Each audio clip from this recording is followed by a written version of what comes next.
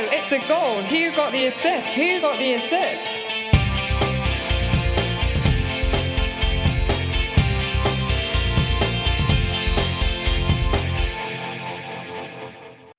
Hello, so it's the final pod in the year of chaos and disarray, suitably recorded in the backdrop of a hell of a game week, pot marked with last-minute cancellations and less than 11 men being fielded galore. I think I speak for everyone when I say, fuck you, 2020. Let's go on with it then and get out of here and get into 2021's loving arms, hopefully. Nick, you all right first? Good Christmas? It's been all right. I guess as good a Christmas as you can have when you're in full lockdown, consigned to your house, but yeah, tried to relax when I could, played a few video games, ate and drunk plenty as well. So yeah, pretty good all in all. Yeah, just a reminder for our listeners who we are. We are, of course, Who Got the Assist. Make sure to give us a follow on Twitter and Instagram, WGTA.FPL there. Like and subscribe to the pod as well and join our mini league, which the code is cpsulf. And we're also joined, of course, by Anthony. Welcome back. Did you have a good Christmas as well? Yeah, good to be back, Nick. Nice to have all three of us on again together. Yeah, it was a fine Christmas. It was inevitably quiet, but touch wood, it was safe, so we'll take it. It was a tough game week, though. Struck by misfortune myself, like many FPL managers. So it'd be good to get into this pod, figure out what we can learn from it, and move into 2021, as Tom says. So basically, this pod tonight, with just over 40 hours between this pod being recorded and the Game Week 17 deadline on New Year's Day, we're just going to get through a load of questions that you guys have sent in about the state of the game amidst all this uncertainty. We do have some correspondence with Kyle Norbury making the most of the versatility of the slot by sending us in a poem, finally a poem, another poem. And we also have the regulars, such as the Market Forces and Game Week Reviews, which we are going to start with. Yep. I guess rather than how many points did you score, I feel a better question this week is how many men did you field? Let's start with you, Anthony. How did it go for you? Fielded 10 players, Tom, which wasn't too bad in the overall scheme of things. 39 points is quite poor, but it seems like it's going to be potentially above average, around the 10k average, and probably enough to qualify for me for the cup, which is of course the main thing about this week. Where did the points even come from? Unfortunately, I chose Johnston over Martinez, so I actually threw 3 points away there with that choice, but I felt it was a good choice and I'll stick by it. I had Dallas with 12 points, was the main deliverer, Bruno Fernandes, ever reliable, as well as Captain Salah with 6. And then basically you have a bunch of 2s and 3s from Brewster. Mitchell, where did he come from? Chilwell had 5 points in fairness. I brought in Martinelli, which, look, okay, you could argue, why did you bring in Martinelli, Stag? Well, I'm looking ahead at the blank game week, which of course I'm not going to use any chips for. And I felt like he was an interesting option. You could say, why not Saka? I felt like Martinelli had a higher ceiling and I stick with that too. Wasn't going to go for the likes of Smith Rowe, whose name does not have a hyphen, I might note for everybody. And also the likes of Neto I considered, but decided not to go for him in the end. El Ghazi was on the list, but a bit of concern about security of his starts and probably thinking I was going to get Grealish, if at all possible, meaning that I wasn't going to get him in really. And then the Leeds guys would have been on consideration, but because I was trying to get blank game week players, the likes of Rafinha, who was considered briefly, really weren't in the running. So Martinelli is there, and I hope that will pay off over the next few weeks. Martinelli is certainly not just a 1 week punt. He's there for at least 3 or 4. Souček as well got a few points, and yeah, like, look, we'll take it overall. It was unfortunate really that Soufal didn't play. That's the absence that really hurt me, because obviously West Ham did keep a clean sheet and he just didn't play whatsoever. And even if he played for a minute, it would have been of some benefit to me. And then losing my Spurs players, like I had Kane and Son, and obviously that was a multi-week thing that I've had the 2 of those in my team, and I probably paid the price of that, not having Salah a few weeks. But such is the way. I've just have to take that one on the chin. Lots of people have to take that on the chin. Just the game week before, since I wasn't around as well, the Stephen's Day or Boxing Day games, I got 60 points in game week 15, which was a pretty good score. Martinez flying me along with Souček and Fernandes, Cancelo, Dallas with clean sheets as well. So kind of, it was a fine week. De Bruyne captaincy, I didn't have Salah, but I survived it. And so that was enough to kind of lift me overall. So I'm there now at around 360, 380k, something like that, between both of those weeks. And it's not quite, 100k for Christmas or New Year, but it's close enough to that. It's only the difference of 20 points, one captaincy decision basically away from being where I would have hoped to be at by this time of the year. Yeah, nice steady progress over the festive period. Always good to see. And next, Nick. Been pretty damn dreadful, to be honest, the last couple of game weeks for me.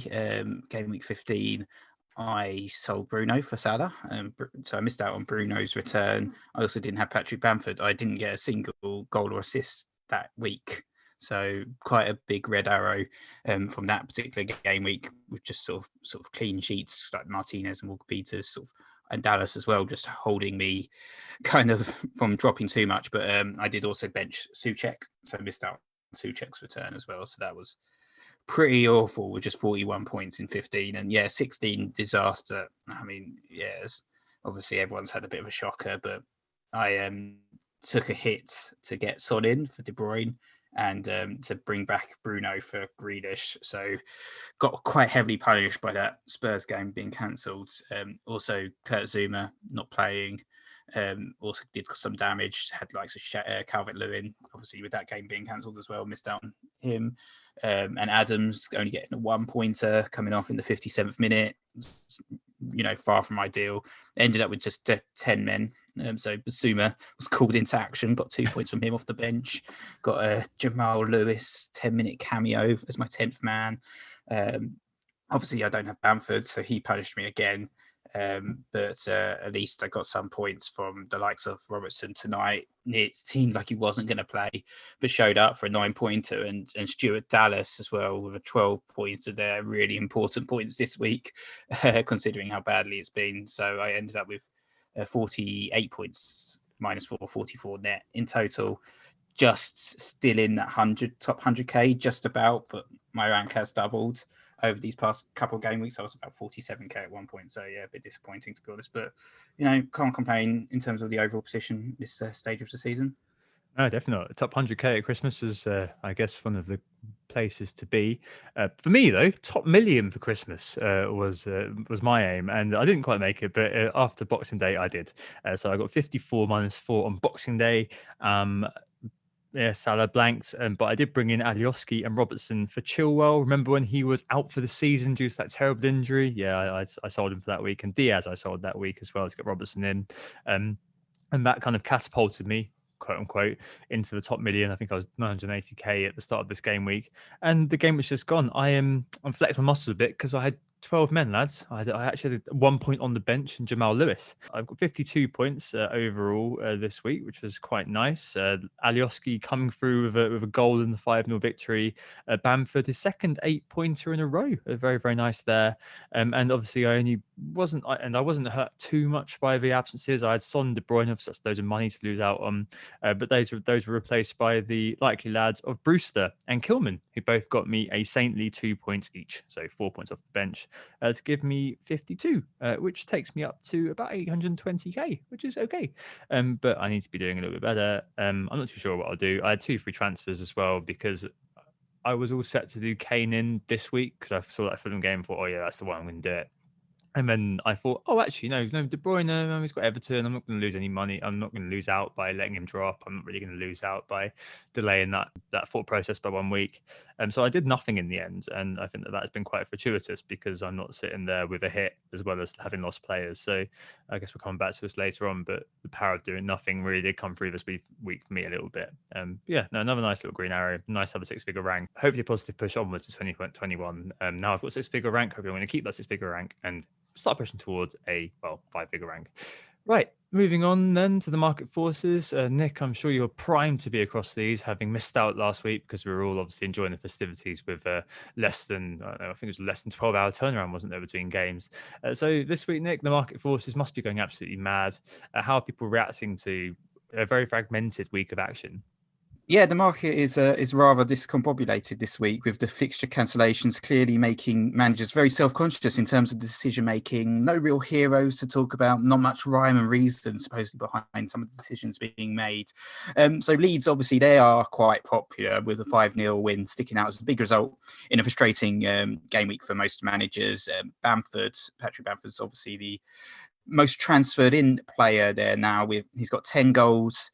5 assists in total now. Picked up a couple assists this game week, one particularly dodgy one that perhaps shouldn't have been recorded, but we won't go there.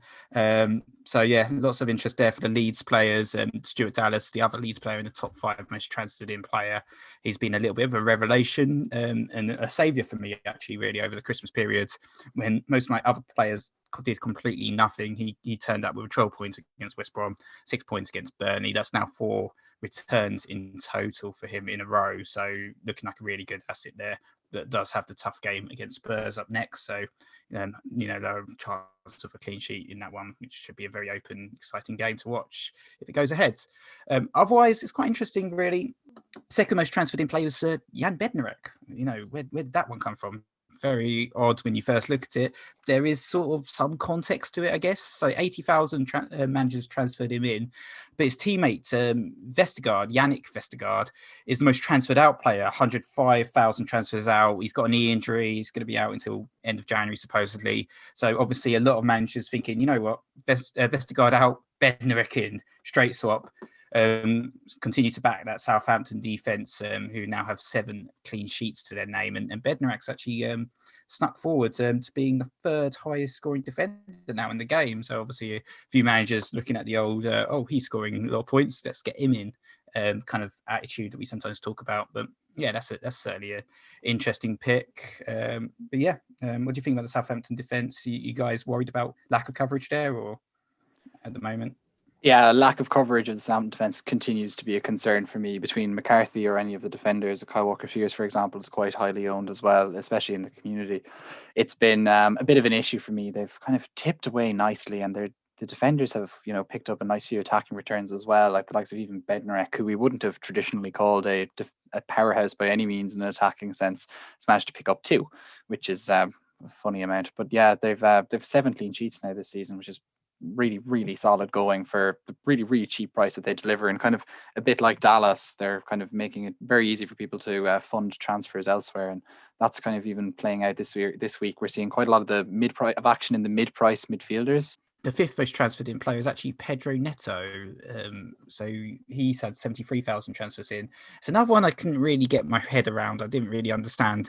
And I still don't know what's attracting so many managers to Neto this particular week. He blanked against Manchester United. Did pick up an assist against Spurs in game week 15, but they don't have a double game week.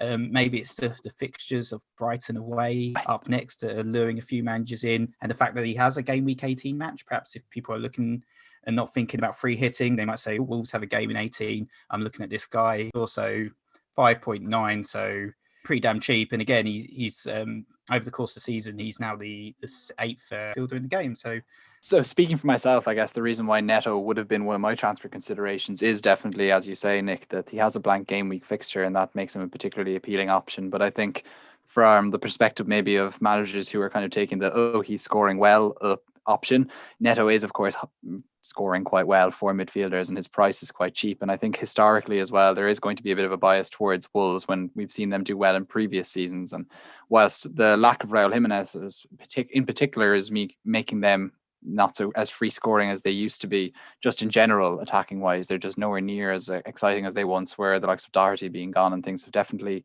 reduced a certain amount of their verve that they used to have. Traore no longer in the form that he was in as well. It's definitely had a big impact on them. Yeah, exactly. Another one that's actually been heavily bought in, perhaps surprisingly, when you first look at it, is El Ghazi. So he's had 71,000 transfers in, just 2,000 less than Pedro Neto. But again, he's another player that's kind of flying a little bit under the radar, but has actually put in some impressive scores in recent weeks. So he's now got 5 goals in 5 games, picked up a brace against West Brom, a goal against Crystal Palace, and a goal against Chelsea. And he's only 5.8 million. So a few managers also looking at him, another player with a game in game week 18. But actually his teammate Grealish is being heavily sold in contrast. So he's second most transferred out player, 95,000 transfers out at time of recording, which it seems a bit odd when you first look at it, I guess. But it's been a couple of blanks for him.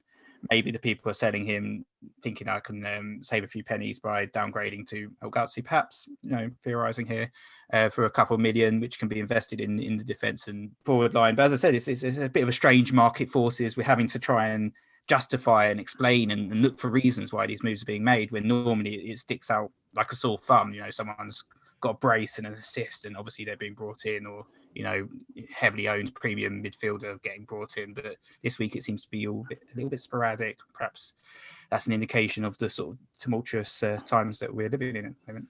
Yeah, maybe. Right, let's move on to the correspondence then. And this week, it's a short and sharp one. It's more to remind you that the correspondence exists going into the new year. It has survived a lot longer than I thought it would. I gave it until game week 8 when I was going to cut its head off with a guillotine. But no, it's still here, lingering on, shambling on like a man shot in the leg. The correspondence section, Anthony, what have we got this week? I think it's quite a short one, isn't it? You're like Robespierre, Tom, with your guillotine trying to kill things. Mother of God. May we. But anyway, yeah, in spite of Tom's best efforts to kill the section, it lives on. And you guys didn't need reminding that the correspondence section exists, of course. But Kyle Norbury certainly didn't need reminding because he sent us in a poem. Kyle, who you'll find on the Playmaker app as FPL Nerd, sent in a beautiful poem, I think. And I'll proceed, I guess, by reading that to you. He doesn't have a title for it, by the way, which is, it's an unusual choice from Kyle, but that's the sort of slot that this is. Correspondence can be whatever you want, even poems with no titles. Right, here we go. My embarrassingly long hair, like my rank, needs a cut and trim. So I could pluck up the courage to visit the FPL barbers, and with a frustrated yank, I open the door and walk in. I see a pack of casually dressed 18 to 30-year-old blokes, telling casual jokes about Pep being a bus driver and the genius of Mourinho. I inspect what it's like and remind myself of the top 100k scenery. I'm shocked to find a bold and modern style. No stats or graphs to be seen here. The chat is lacking in detail and much tactical tact. Casual men with casual hair and casual beards and mustaches talk football like they talk on TalkSport. I try to act casual to fit in, but feel empty, sweaty, and mentally unstable. As opinions fly wide of the mark, like Grealish's shots from distance, they chat about the season and discuss points. No room for price changes, form, or fixtures. I listen in disagreement to the planless brashness. It would make me worse if I react, so I quietly laugh. I'm up next to have my dressing down and be told to fish the casual mould, that I must captain Salah and Bruno is a must-own, that Son and Kane are essential, Spurs the best attack in the league, the best assets along with Bamford, but no one else from Leeds. I feel inferior, a peasant, as I take in their boisterous drivel. An FPL nerd bullied by the lucky rich kids. I'd nod and agree. I don't care. My rank, like my hair, needs a cut and a trimming because it's starting to look very, very embarrassing. Beautiful. I think there were vibes of West End Girls by Pet Shop Boys there. There's definitely kind of a darkness to it that I really liked. Bit of a dystopian sort of sense of darkness surrounding it, which I really enjoyed. Maybe a gothic theme there too, Kyle. Very, very nice. Nick, any literary inputs you want to give there? Yes, my signal cut out for quite a lot of that.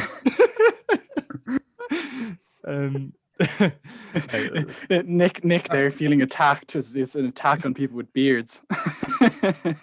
Definitely it's an excellent poem, so well done there. Yeah, there we go. Thanks so much for sending that in, Kyle. We really enjoyed it. That's a really nice poem, actually, and it does actually, I think it touches on feels that a lot of people who are listening could relate to with a lot of FPL conversations that we have. So thanks very much for sending it in. Kyle did, of course, send that to whogottheassist@gmail.com. That's where you can get your correspondence to if you want to write a poem in response to Kyle or just off the bat for yourself or anything else, really. We're happy to have songs. We're happy to have voice memos, anything you want, send it in and we will consider it for the slot because this is a very versatile slot where you can get anything in. Okay, let's move on to the Q&A this week then. And I guess this week the distribution is that we've got one sort of existential question, which would be the main question that we'd ask and debate if it was kind of a normal pod. And then there are kind of 3 or 4 extra sort of year review sort of things alongside. But anyway, let's get on to the kind of the main question this week, the main topic, because alas, things are an absolute crap show. We are kind of in a period which is very, very hard to legislate for. Things are going on left, right, and centre, which are setting plans out of kilter. Curveballs are being chucked at us as FPL managers, and accordingly, many people asked us this week. Thank you very much for the questions. When I asked for questions, the key one was basically, is it worth planning in FPL anymore? So Chico Fernandez, Handy Andy Capper on Twitter asked if it's even worth going into the detail of our planning now. He says it's very annoying to have devoted so much brain power and for all to fail. General Zod said he's playing tic-tac-toe with his team sheet as so many players have missed out, so what can he do?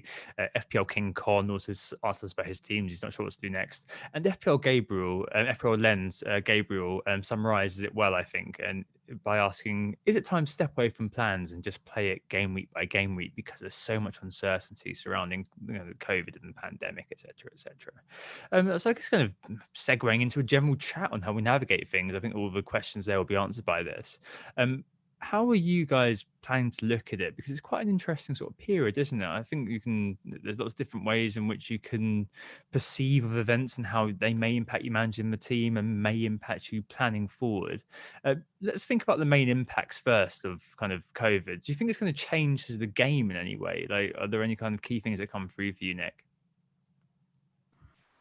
I think, well, I don't expect the rules to change, certainly in terms of the game. I think we're going to continue as we are as long as possible. Obviously, we never know if something else is going to change, if there's going to be some additional impact with this pandemic that means that football's fully cancelled again. Ideally not, but certainly for now, I think, everyone just needs to prepare as normal. The Premier League are supposedly confident in their COVID protocols, and there are no plans to suspend the season at this current moment in time. So we have to kind of put all that thinking, I guess, to the back of our mind, and just my advice at least would be just to consider where we're at the moment and continue going on. I mean, Man City are now back in training after pushing for their fixture cancellation, so that one's going to go ahead. So for the moment, I think we should continue, but obviously when you're planning, just make a few contingency measures. There's a few that you should probably do that are worth just considering, such as not captaining and vice captaining from the same fixture. So saw a few people getting punished there by having Kane as captain and Son as vice. So try to avoid that if you can, and also just not rushing your transfers, waiting as long as possible before making decisions, because obviously you can't completely mitigate it, obviously, because we saw fixtures being cancelled 4 hours in advance of the game. But just waiting, I guess, a little bit with your transfers would be one piece of advice. Yeah, so you've this week we've had 380,000 managers who captained Kane and vice captained Son or vice versa, and 750,000 in total got 0 points from their captains. So I think that really emphasizes the need to at least captain players that aren't in the same game, just as a minimum. We've often talked about in previous years when there were storms going to hit England, trying to captain players on different days, for example. So this is just a slight variant of that particular tactic, and maybe it's a season-long thing, but it isn't something that's too hard. And it seems like Bruno is a pretty good vice captain pick, no matter what fixture they have, if he's not your captain, and just work away with that, I think, from now on. But to say that, okay, yes, planning 5 weeks in advance with your transfers does feel more futile than ever. I think it was always slightly futile, but I think it feels much more futile than ever now, when obviously fixtures can be called off. It's not just the unfortunate player injury that you might have to deal with, or just rotation rest, etc. You've got a whole other dynamic which could affect the entire fixture, and that, of course, makes it a bit harder. But at the same time, like Nick says, I feel like we need to kind of just continue the course and maybe play slightly more game week by game week. If you were to imagine this is a spectrum of planning far in advance and just playing it week by week, we're probably adopting a slightly more towards the week by week strategy, but nothing too much either. You can't possibly ignore, for example, the blanks and doubles that are just over the horizon for us right now. With your transfers, that would be silly, and you're just going to dig yourself a hole. Those blanks and doubles are going to happen regardless. They just might be blanker, and that could be a bigger problem if that happens, or the double might not be a double anymore. And look, if that happens, we'll have to absorb that. And at least you know that everyone else is suffering that. You might suffer it more because you have the wrong players, but everyone is suffering it, and there's an element of fairness in it, even if it is unfortunate. Football is random anyway, so FPL and just the way points are accumulated can also be random, and that's okay with that. There is, I think, also a greater argument for spreading out your budget through premiums. So the Kane Son double up, for example, was was double trouble this week for a lot of people. Now you could say that the form wasn't there for those players to keep both of them anyway, just as Spurs were starting to wane. There was an argument to go through this Spurs Fulham fixture with just one of them. I was one of the many who had to both of them and I lost out. And maybe there is the argument that you should just spread your money through premiums. But at the same time, that's very simplistic to say, because the fact of the matter is Liverpool, for example, I know now they've just managed to blank, but Liverpool are by and large consistently good attack wise, and there's an awful lot of argument to say that maybe Salah plus the likes of Mane is something that's worth doing. And likewise, we've had points in the season where Kane, Son seemed eminently sensible, and I think we will have a time where a City double up will look quite appetizing again. Yep, certainly. I think I agree with both of you that obviously it's more going to game week. I think, as Gabriel said in the questions at the beginning, and I think it's more about sailing close to the coast than sailing close to the wind.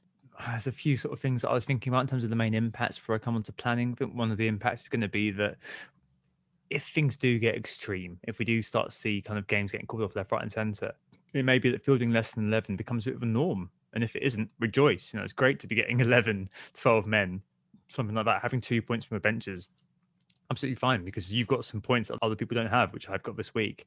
The other thing I think that this may actually do, obviously it's not happened this week and last week as well with 2 Salah blanks, but I wonder whether this might heighten the importance of landing captains, just because you've got a limited pool of players who are actually going to be playing. And I also think there may be an impact around herd mentality as well, and kind of safety captain picks.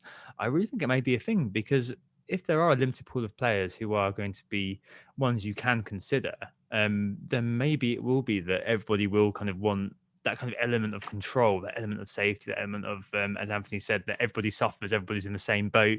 There was almost a sense of reassurance the last couple of weeks that Salah blanked, yes, but everybody else had Salah as well.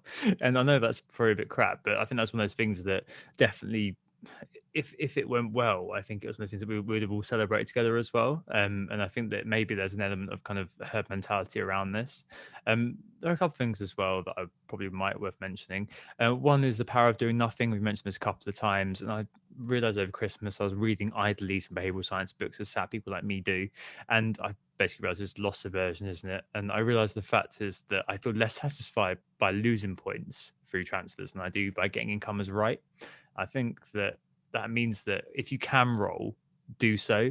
For example, this week, and you can just never know how that's going to have a positive impact going forward, rather than if you take hits and it kind of goes wrong, or at least if you take hits and you've taken a -4 on a week where you get a catastrophe like this week, like it can leave you a lot more open than you would before. But on the other hand, I guess as a kind of counterpoint, hits could become more commonplace. Like engaged players could be needing to reconfigure weekly in order to try to catch up. Maybe we'll see that -4 becomes truly the new 0. So maybe you'd see doing nothing being a bit of a differential, but everybody else week to week reconfiguring to try to kind of face the meta as it is. And as Nick's mentioned, captaining and vice captaining in the same game has to be a total no-no. I think I learned that last year with the City Arsenal game. I think did City and Arsenal both a double game week that week, didn't they? There was that storm in England when I was in Australia, which called off the double game week, and I had captain De Bruyne, and I think I'd vice Sterling in the same game, which was really, really terrible. So yeah, one of those things that is probably worth adhering to. But I guess the other thing in terms of planning, I mean, Anthony called it futile, and I think he's probably right. Like, there's a few different ways of looking at this in terms of the next few weeks, because obviously you've got the blanks going on, you've got double going on, and that may change, and we can't really speak to that at the moment. If you wildcarded just now, I guess sticking to your plan is probably going to be still the case. Like, you're probably still going to be okay. You might find that you may have to do a little bit of readjusting, but you probably are in a strong place, despite the fact this week, and if you decided to go with a double City defence plus De Bruyne, maybe you've kept him for some reason, and you've got the double Spurs as a defensive measure, maybe you may need to kind of make one move or two, but it probably is worth just waiting for news. But those building towards a bench boost in 19 previously, I wonder whether you would be thinking about that again, reconsidering it a little bit. Could you deploy a bench boost at the moment with COVID rates where they are? Is that really worth the risk of taking a few hits over the next few weeks? Maybe a TC instead may be a good idea. And that free hit as well.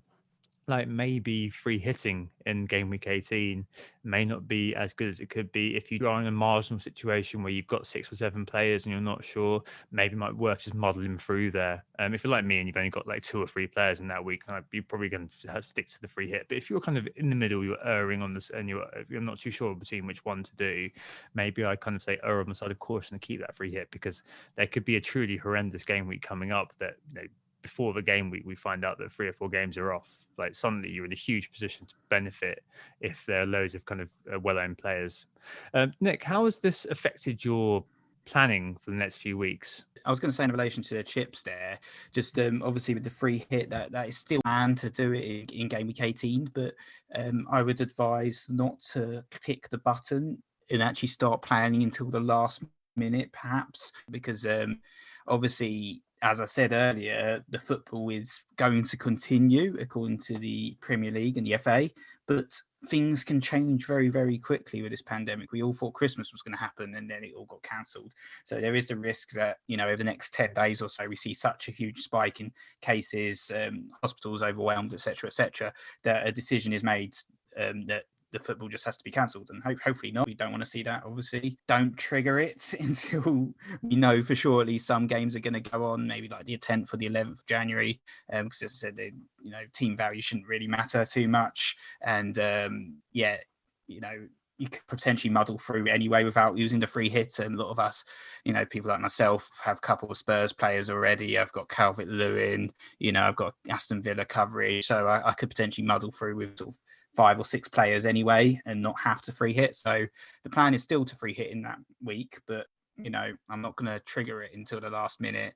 With game week 19, I was talking a lot about triple captaining that game week, and obviously I'm not necessarily going to do that now because I don't know for certain if my triple captain choice would probably be Mo Salah, to be honest, and I don't know for certain they're definitely going to play both those games. Something could happen, it could be cancelled. I'm looking at the teams now with fixtures that need to be rescheduled. People have talked about the possibility of a triple game week at some point later on in the year. So for me, the TC, I'll save that chip. I think I'm not going to use in game 19. For now, I think everyone should stick to their plans. I'm certainly sticking to my plan. My plan was to muddle through, and it will continue to be muddled through. I feel even more strongly that holding the free hit chip I guess I was holding it thinking that I was saving it for some sort of future blank game week, but possibly holding it for a game week where we learn on the Wednesday that there's going to be only 6 fixtures at the weekend could be particularly useful. And that seems eminently more possible than it felt 2 weeks ago, even though nothing has changed in the world, really, aside from the fact that just certain people have happened to pick up COVID, and it's just kind of dented our confidence in the whole entire Premier League bubble system that's kind of been ongoing, and how likely the Premier League is to have games postponed as well. I guess we hadn't a huge amount of precedent to work off previously, whereas unfortunately we've now built a huge amount of precedent in the last few weeks, so that we can kind of basically, it'll probably be called off, seems to be the general feeling towards these things now when the cases come out quite late in the week. So I'm quite well set for that blank game week, and I'm not too concerned. I wasn't concerned about the double game week, and I remain unconcerned by it. At the same time, I do understand why you're saying to stick with whatever plan other people have. I wouldn't, maybe as you were saying, Nick, you're thinking you'll just use your free hit. I wouldn't be afraid to use it. Still, if you're going to be caught muddling through, if it's an option, it's there. Because even the people who've been managing themselves in expectation of a blank game week, may have to muddle through even like a free hit, or the people who are planning to free hit might have done. So overall, I don't think there's a huge amount to lose or gain from that free hit, or more and more so that's the case. I think it's more about playing what's in front of you. And as you said, Anthony, recent events have really dented our confidence in the reality of the calendar continuing.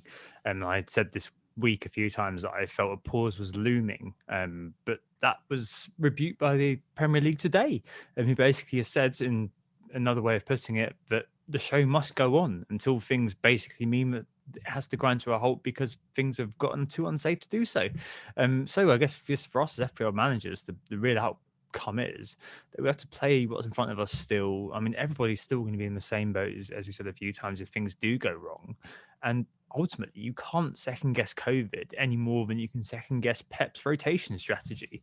It's just one of those things which is quite difficult to legislate for. There are a few kind of tweaks you could make. So as I said, maybe bench boosts. If you are building towards that now, if you didn't wildcard a minute ago, maybe you might want to think again about that. I'm certainly thinking again about that triple captain, as the guys have said, in game week 19, just in case Salah, for whatever reason, is ruled out of one of the games or one of the games is called off, of course. There's definitely kind of a few tweaks you can make to your plan. But I think the key message for me is, play what's in front of you. There is obviously this thing stalking us, but for now, it looks like the football is going to continue. It looks like we are not going to go into another kind of semi break of anytime soon. Indeed, the players, I think Jack Grealish commented on something that Gary Neville wrote just today, saying that a 2-week circuit break would do absolutely nothing, because in reality, the players would still be training together and still go home to their families. So it'd just be the same as now. And the Premier League have said that they're still confident that their barriers are going to be conducive to the football season continuing. So, play what you can see. Don't alter your plans too much, but of course, make necessary precautions going forward. That's basically the be all and end all of it. Everything else is just superfluous guff.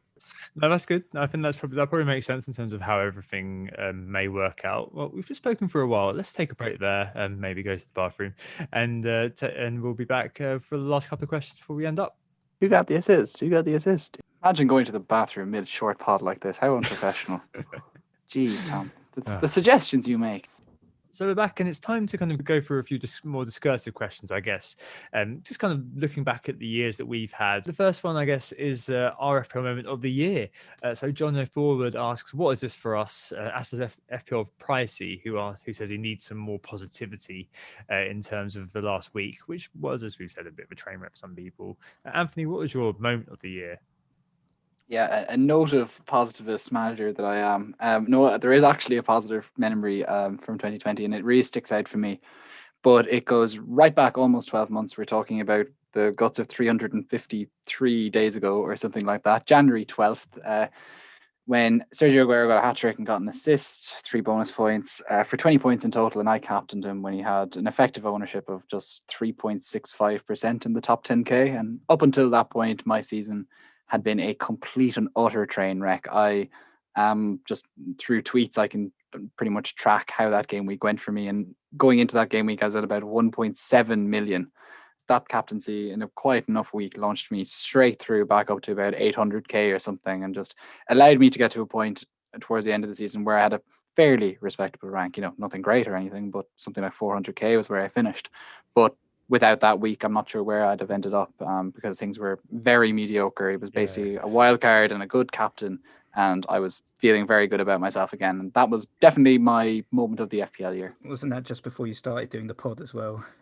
We'd actually just started. Tom had actually just gone, because I saw one of my mentions, Lee from FPL Family had been asking, was this the moment that was going to start Stag off, on a differential-a-thon that would lead him to the top 10k in Tom's absence? This was one of his questions. So it must have been just as Tom went away to Australia that happened.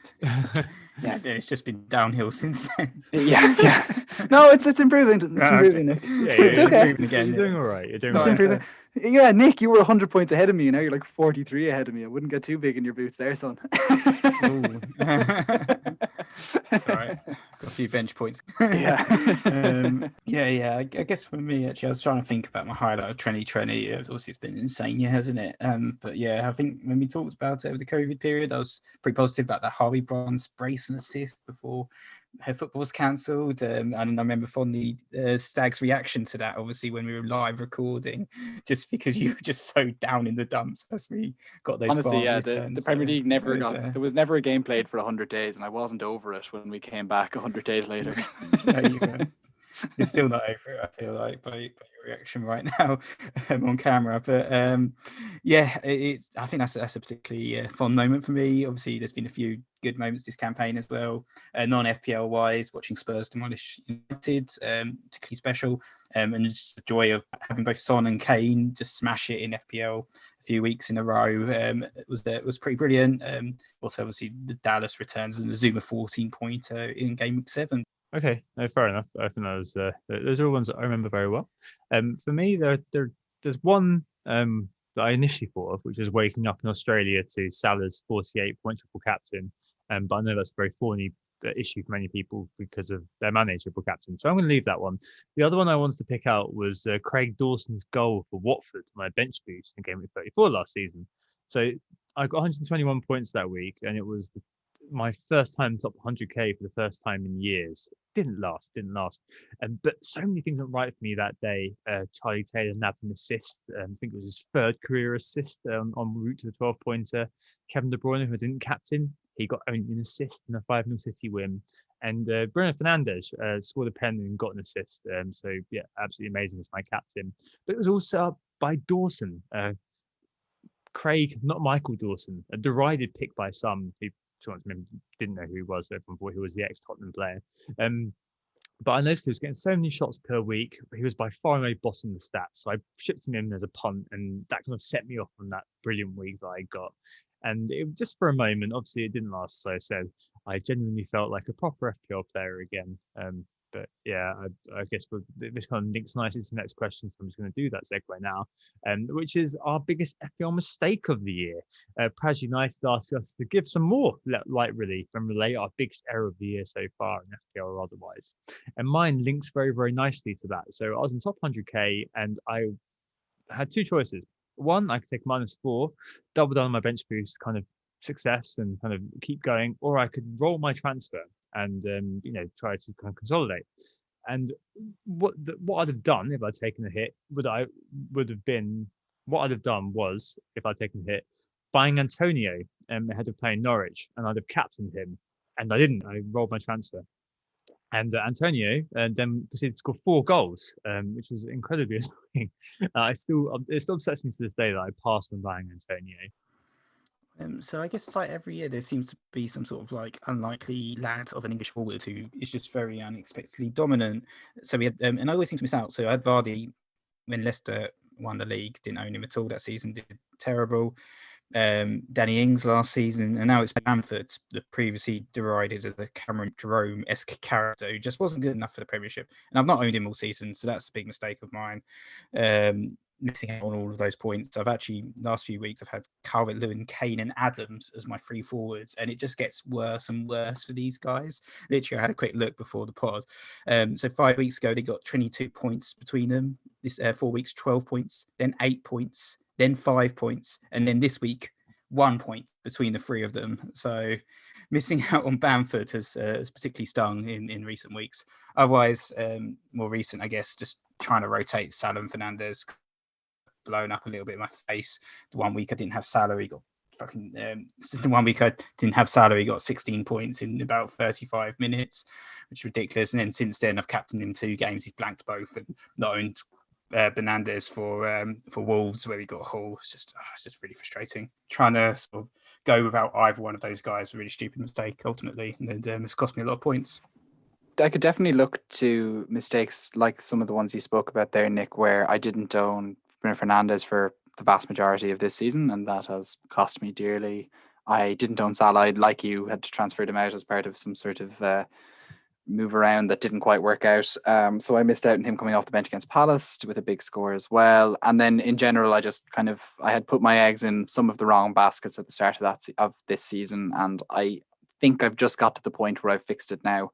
I did miss out on the triple captain on Salah, but I missed out on that not because I had Mane like so many others in a fail. I instead held my chip thinking that there was another better week coming, and the week never came. My triple captain was a damp squib, and I just generally missed out. And the meta team, let's say, gained 40 extra or 50 extra points on me, and the meta didn't need to gain any more points on me, and I just left it this easy opportunity to do so.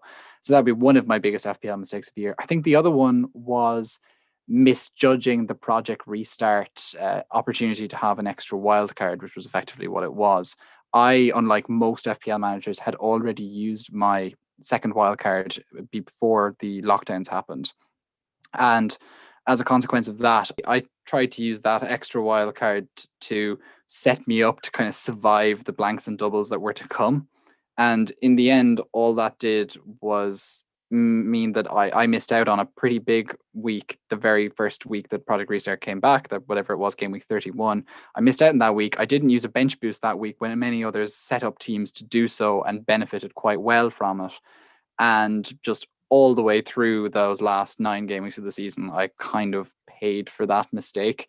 So I would actually say, in terms of just like as an error, that just compounded. Like there was a ripple effect from that probably lasted all the way through Project Restart. It meant I generally didn't enjoy Project Restart from an FPL perspective or even a football perspective. I love the Champions League, but I really struggled with Project Restart itself in the Premier League.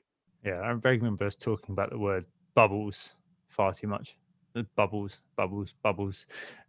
It's just like one of the words of the year for me. And finally, FPL Simpson asks if you could sum up this season with a quote. For him, it would be a Simpson quote. Which would it be? For me, what I was thinking of was when we were about FPL and I was playing Fantasy Bundesliga and respectfully Champman, which is a great game in its own right. But I was thinking about that great quote when there's a baying crowd all looking for kind of drugs or something outside Dr. Hibbert's office. And he says, blah, blah, blah. Anything I would give you would be a placebo. And the crowd says, where can we get these placebos? Maybe some in this truck. Killer bees.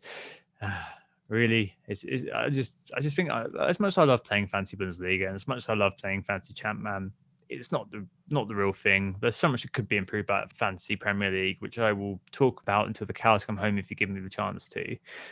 But it really is just, I think, the game that kind of keeps me going, gives me the raison d'etre. And obviously, I hope it doesn't get called off. Although for safety reasons, if it does get called off, then fair enough for a little while. But anything that you do kind of play as a pay limitation, it's kind of always going to be the Pepsi to the Coke, isn't it? It's not going to be the real thing. So yeah, that was the one that kind of came through for me, remembering that kind of March period when things felt a bit drifty. Although we did have fun doing our Sunderland Slide Eye stuff, didn't we? Anthony, what about you? I feel like this is possibly the most judged question that we're ever going to have, Tom, from the Slack group. There's some serious Simpsons enthusiasts there who are going to really be judging our choice here. But I'm going for a very stereotypical Simpsons quote, maybe one that many people would go for. Am I so out of touch? No, it's the football that's wrong this season, is my adaptation of a Skinner quote that I feel pretty much sums up how, especially the start of this season went, as Villa thrashed Liverpool and City didn't fly as we expected them to, and United somehow kept running out points, basically thanks to Bruno Fernandes, and I didn't have him. Just none of the football made sense, and I struggled to do it, and it's the football's fault, not mine. All that XGA. Yeah, exactly. So I guess for me, I've got to go for one that's always quoted at me whenever I get returned. So the guys always say everything's coming up Paris, like Millhouse. That's the one that the guys always seem to throw at me whenever I seem to get some random Dallas return, etc. So I've gone for that. Otherwise, I'd say for the last couple of weeks it's felt pretty crap, so I'd probably say worst game week ever. Yeah, that's it for me. I think everything's come out of Harris is so true though. Since we started WGTA, or at least for the last kind of couple of years, it's been definitely crazy. Last year, you won our little mini league, the paid one, and this year it's just been the case of even if you've ended up using your second bench nick and your captain's blanked, you still managed to beat me by 5 or 10 points. I just don't know how you do it. It's just pulling points out of your posterior, smuggling all sorts of things. Absolutely crazy. All right. With that in mind, let's move on to the final transfers and captains of this year. I don't know what we're going to do because obviously there may not be football this weekend. If there is, what are you guys going to do about it? Anthony, what are you going to do? I feel it's quite likely that there'll be football this weekend. Maybe that's because I'm just not living in the UK and kind of absorbing the BBC, that I just don't have quite the same feel for it as you guys do. But I feel that the Premier League got back at a time where we felt it was much harder to get back than it is now, and the Bundesliga was back with a similar bubble format when the whole entire virus epidemic was a far more uncertain, far more scary ongoing issue than it is now. And of course it's an ongoing issue and it's extremely serious, and stay at home and wash your hands and everything else that goes with it. And so with that in mind, looking ahead optimistically to this weekend, I have a bunch of players actually now that look like they have good fixtures, and I feel quite great about it. Starting up top will probably be Kane and Calvert-Lewin. I'm going to captain Kane against Leeds, I think. Although Bruno Fernandes with Villa at home does feel like an appetizing option, even if Villa have been quite good, just because he's just so dependable. Feels like a good option. I've Son, Salah as well, both with good fixtures, I guess. Martinelli I will keep and I will play against West Brom. Souček, I feel like you can't bench him now. He could have scored again, actually, for West Ham this week. So he continues to be a threat. He's their joint top goal scorer now, which is hilarious. Mitchell is now playing, and if there's good quotes from Roy Hodgson, he will start. I've kind of kept him third bench, fearing that he'd come on as a sub at some point for 1 point and kind of screw me out of a good clean sheet somewhere else. But with Sheffield United at home, if there's a positive quote, he'll play. I have Soufal, who I presume will play against Everton, and I'll put him in there for his attacking outlook, if anything else. And I feel like Dallas is now in the unbenchable zone. He's just been consistently returning so much, and I'll probably play Martinez over Johnston, being bullish about Arsenal and Martinelli in my midfield. That would leave me with the bench of Cancelo, who it seems will probably be ruled out if the rumours are to be believed. Brewster, and I think I'll be benching Chilwell as well, rolling my transfer ahead of the blank, basically getting myself ready to do 2 transfers ahead of that. Oh, so I think, yeah, for me, I'm looking at my team. I think I'm going to stop fiddling around with the midfield and attack for now. It seems pretty settled. I could potentially get Bamford in, but Calvert-Lewin's got West Ham at home, so I'm probably going to leave it for another week. I can't get rid of Adams as a straight swap, unfortunately, for Bamford, because Bamford costs too much now, and I've got nothing in the bank. So it will probably be the defence that needs a little bit of work, just because I've got Robertson, I've got Dallas, who's probably going to play, but then I've got Walker-Peters with Liverpool at home, and Zuma City at home, and Lewis as Leicester. So I don't really fancy any of those guys at all for clean sheets. So I'll probably get rid of Lewis because he doesn't start. But then he only gives me 4.3 million to spend, and it's very slim pickings at that price, to be honest, like looking at the options available. So, it could even be Mitchell off the back of what you were just saying. Perhaps he'd be the nailed on clean sheet, but I don't really want to get in someone that I'm a bit worried about as a rotation risk going forward.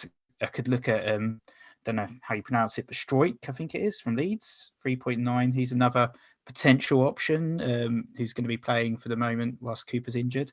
So could bring him in perhaps for the double game weeks as well and Leeds fixtures. But then I'm doubled up on Leeds for this particular game week, which I don't want to do. So maybe Mitchell. Also Eric Peters, the other one I'm eyeing up, Burnley, 4.3 million. Definitely playing now. Charlie Taylor's done his hamstring, but he's been playing last couple of games anyway. And I think I'm going to have to wait and see, though, in case Fulham are still COVIDed up, because obviously that game was cancelled because they had so many cases. So there's a risk. If any fixture's cancelled next week, it'll be that one that's potentially cancelled. So that's the risk there. So I'll see what I do there. But in terms of captaincies, probably going to give it to Son. I just fancy him on the counter against Leeds. Going to be plenty of attacking opportunities in that game. Going to be a very open game. Should be, as long as Jose doesn't park the bus too much. But we'll wait and see there. Salah probably going to be the vice, I guess. Maybe Fernandes. Who knows? But yeah, that's my team. Yep, no, certainly makes sense. Sounds good, guys. I am part 1's already been done, so I did KDB for Rafinha, just before he rose, and because I've got perfect cash to do Charlie Taylor, who looks like he's got a hamstring problem, so he'll be out for a little while. And move him on and probably bring back James Justin, a bit of a tail to my leg sort of move, but Newcastle away and then I free hit and then double game week means that he's probably worth getting just because of the ownership alone, frankly, and because of the advanced positions he's taken up in Ricardo Pereira's continued absence. I've been waiting for a long time for James Justin not to appear. I said a couple of weeks ago, every time Leicester play, I'm waiting for that clean sheet to go. So it'd be nice to be on the other side of that. And I think I'm going to do Brewster to Vardy as well, just because he is touchwood before Newcastle the surest thing to play, I think, just because he didn't play against against Crystal Palace, and he's got a double game coming up as well. So I'll be doing in effect Kevin De Bruyne, Charlie Taylor and Brewster out for Rafinha, James Justin and Vardy, which I think is a decent -4, sets up nicely for the double game week and I'll be free hitting the blank anyway. Right, I think that's probably it, isn't it, Nick? Thanks, Tom. Yep. We are Who Got the Assist. Thanks everyone for listening, and don't forget to hit that subscribe button if you haven't already. And of course, Happy New Year to all listeners as well.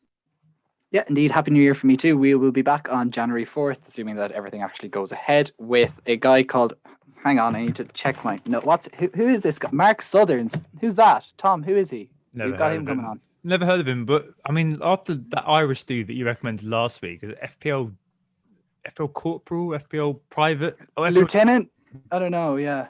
Yeah, so we thought we'd give another chance to some little known account, Mark Sutherns, see how he gets on. I suppose. No, really looking forward to that. Of course, one of those people Nick and I have hero worship for a few years.